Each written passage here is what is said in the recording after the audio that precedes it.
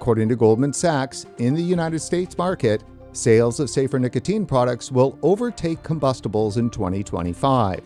Tens of millions of Americans are switching, and in a shift that can only be described as tectonic. Joining us today to discuss the seismic realignment underway in U.S. nicotine use is Dr. Charles Gardner. A key figure in tobacco harm reduction, Dr. Gardner has challenged prohibitionist orthodoxy, exposed junk science, and worked to advance evidence-based public health. Dr. Gardner, welcome back to RegWatch. Thank you, Brent. I'm very happy to be here. Well, let's start with, what can only be described as a tectonic shift. Again, according to Goldman Sachs, in 2025, safer nicotine products will surpass combustible cigarettes in the U.S. in volume. Charles, how big of a deal is this? So cigarettes are the number one cause of preventable death in every country in the world. In the United States, they cause 490,000 deaths every year. And so if there's something safer, we actually ethically should be actively encouraging people to switch to that safer thing. The data from the UK shows at least 3 million people have quit smoking with nicotine vapes. Now that's only one of now a multitude of safer nicotine alternatives, but it's the most controversial. So I assume we're probably going to be talking a lot about those.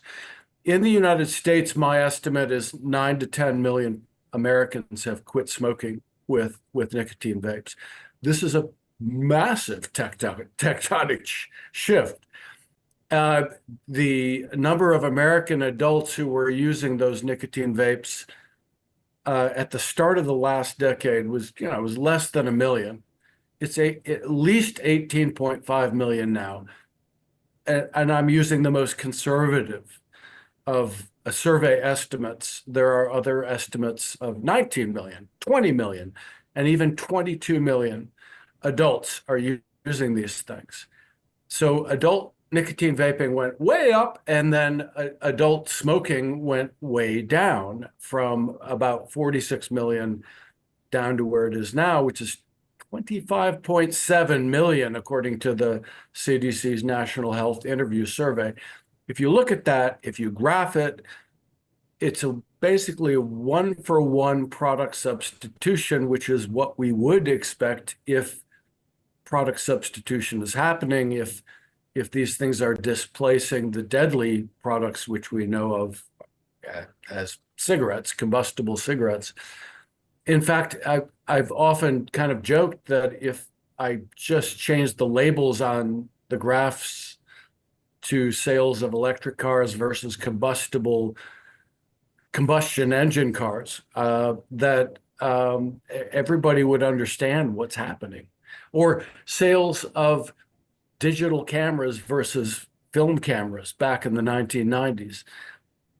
But for some reason, public health is extremely reluctant to admit the remote possibility that product substitution is happening. So what they'll tell us is, cigarette smoking is down, but e-cigarette use is up. So this is the whole sentence is a deliberate effort to try to disconnect cause and effect. I definitely want us to run into that because that is the problem.